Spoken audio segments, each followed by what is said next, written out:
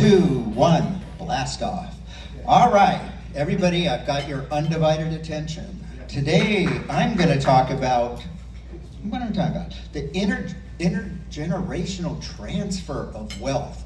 What the baby boomers are going to be giving to the, the Gen X and the millennials. And I love this graphic. I hope it's right. I got it from the New York Times. I'll give them credit. But in the nation's wealth currently is $140 trillion. The baby boomers have half that wealth. The silent generation, which I never knew they were called this, are older than the baby boomers. And when I add the two, that's about 70% of the nation's wealth is held by us old folks. Okay? And this is going to transfer, a lot of it's going to transfer to the Gen X and millennials over the next 10 to 20 years. You know, when you think about that, you know, the government's always, we stimulate the economy, do we borrow money, do we lower taxes? This is going to stimulate the economy incredibly, and it's going to have opportunities for everyone in this room. What they are, I don't know, but there's going to have opportunities. We'll talk about those. So what happened was after World War II, there was just a great leap in prosperity. From like 1983 to present, housing values went up like 500%. Get this though, the Standard & Poor's 500 since that time, the index has gone up 2,800%. So anybody who had stock or other things or houses, like, you know, when I was getting married in 1983, those of us in our 30s, we've benefited from this incredible increase in our assets, and a lot of us aren't dying. This is exhibit A of that. So we're growing, and our assets keep growing, and the next generation is going on. When are you going to give some assets to us? What's going to happen? How can we keep living so long? So, unfortunately, a lot of these appreciated assets are stagnant. People aren't selling them. They're holding on to them till death. Why is that? No signal. Oh, let's go to the first slide. Okay, now the second, I think it's went up, yeah. Can we get let's get it good. A little bit smaller. Yeah, great. So here's what's going on, because I'm a tax lawyer, I'm telling you from that standpoint. Okay, say you bought a house for $100,000 and it's now worth $1,100,000 because I like round numbers, and someone in the baby boomer generation sells their house. They have a taxable gain of $1 million. Now here's the problem that I see. If they gift the house to their child takes over their basis of $100,000, and if they sell the house, they have $1 million. So if you think about it, if I gave my house to my kids in their 30s, they're going to have a gain until they die, because if they sell the house during their lives, all that appreciation is going to be taxed. However, when the person, I'll use myself, if I pass away with this house at 1.1 million, I get what's called a fair market value step up in basis as of the date of death. Fancy terms, but what that means is now my house is worth 1.1 million, and if I give it to my kid or we sell it in the estate, there is no tax. Henceforth, all these properties are sitting empty, huge houses all over the country in Palm Springs, because they don't want to sell the house and pay, you know, upwards of 35% tax on it if you add in federal and state. And so it's all stagnant. And the real estate market, to some extent, is frozen. And our issue is, how do we fix this if possible? Can we go to the first slide? So that's the dilemma. I hope everyone sees it. Curtis is gone. This is so simple, but it's right. Yeah. This one's fine. Okay. Now here's something really interesting, at least to me. Before the baby boomers transfer the money to Gen X or the millennials, if one, let's say there's a couple, a married couple, the first spouse dies, okay? The money goes to the second spouse. And we're expecting over the next 10 years, $9 trillion of wealth going to women from men, from a traditional marriage in which the man dies first because whatever it's called, statistically, although actuarially men die first and the women tend to live on average 5 to 6 years longer. Well, what does that mean?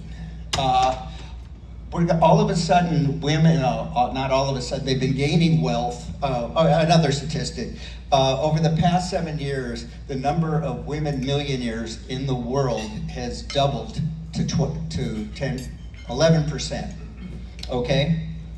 So what does that mean? How does that benefit anybody? Well, Joan Meyer's not here, she doesn't get it. So Christy Kenneth, come on down. Who else? Mary Wong, come on down. Emily Chan, come on down. Why?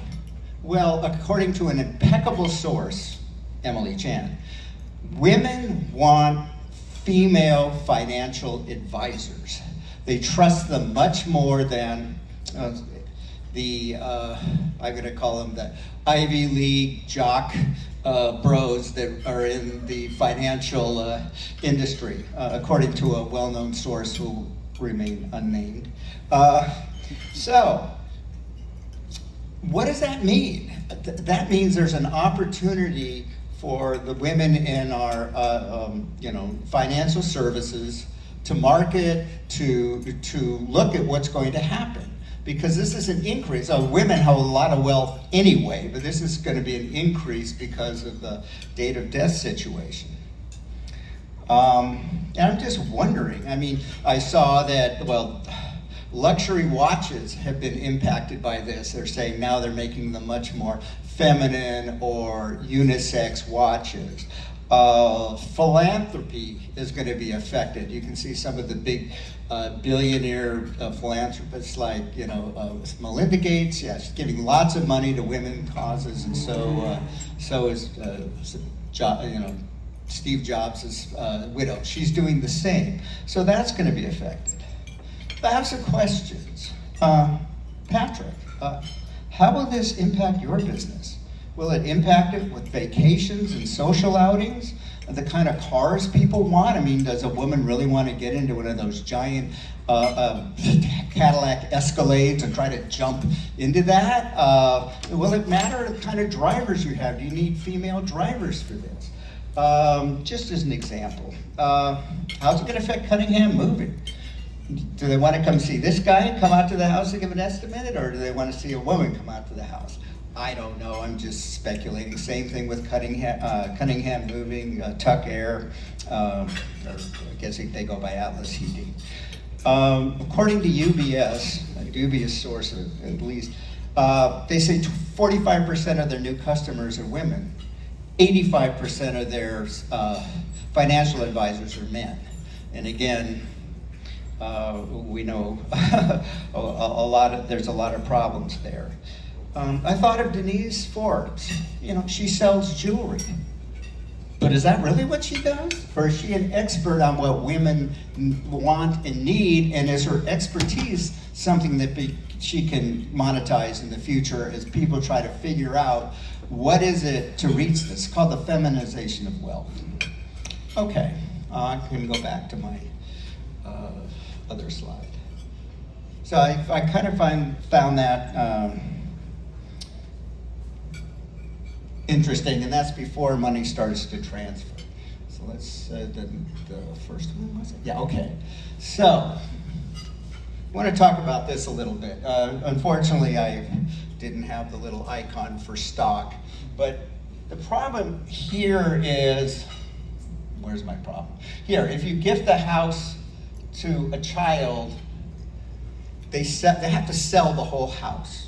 If you give stock, the same amount of stock with the same carryover basis and fair market value, they can sell pieces of that if they need the money, okay? And currently the federal capital gains rate is 15% up to $500,000. You got to look at your total taxable income. For single is close to $600,000 for married couples. So let's say your child is making $100,000 and you give them this $1 million stock. They can sell that in pieces to stay. They can kind of navigate their tax issues. Okay.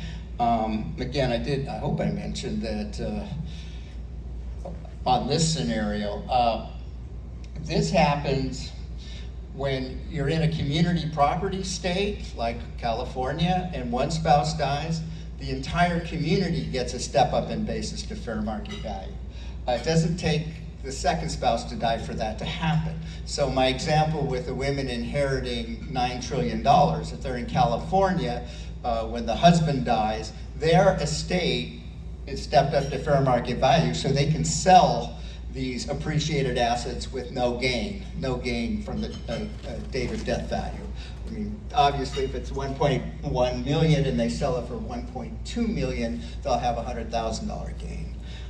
So that's important. Okay. So the real problem I see, well, it's a problem, but is with real estate, because you can't sell part of the real estate. All this real estate's locked up. So what can we do? Well, you know, the residence exemption is currently $500,000 for a married couple and $250,000 for a single person. It hasn't changed since 1997. If they would just index that for inflation, it would double. And I think that would free up a lot of property, and it makes sense that it would be indexed for inflation. Maybe we allow that residence exemption to apply to not only a principal residence, but a second residence. There's some precedent for that in the law as far as mortgage interest, deducting for a second residence. Maybe we can change the law to allow gifts of, let's say, $1 million or so to have a step up in basis. So it goes to the child and they don't have any tax. The problem with that, and it's a major problem, and the reason the rules are they are, is the kid could just give the money back to the parent and it would be like, okay, the parent got to sell the property tax-free, right? If you were able to step up the basis, the kid sells it and then transfers. So you'd have to have some mechanism to stop that from happening, because the whole purpose here is to get money to the next generation so they start spending it on houses, they pay off their student debt, they pay for their kids' education, they're using this money that's otherwise locked up. Okay. But here's an intriguing solution, Stuart. I call it a new version of a reverse mortgage. What? I'm trying to get that thing, see if it works. Yeah, what if we allowed a mortgage on this house? Let's say, I don't know, let's say it's $1 million, just to make life easy. They transfer that money to the kid. The kid now has $1 million of cash, no tax, and the mortgage says that it's paid off when the person dies. So it's got features of a reverse mortgage or not. That would unlock all kinds of equity. And that should be interesting to Emily and her financial people, to Mary Wong, others. It's a creative mechanism to free up this money. I know there's going to be a lot of regulatory issues, but the idea is this equity is sitting here untapped. The government's not going to get tax on it because they're not going to sell it until they die, and it's going to get a step up in basis. Why not just tap it now, get a mortgage, allow the money to flow to the next generation, and then pay off the mortgage when the person dies? The estate sells the house, gets a step up in basis, and there's no tax.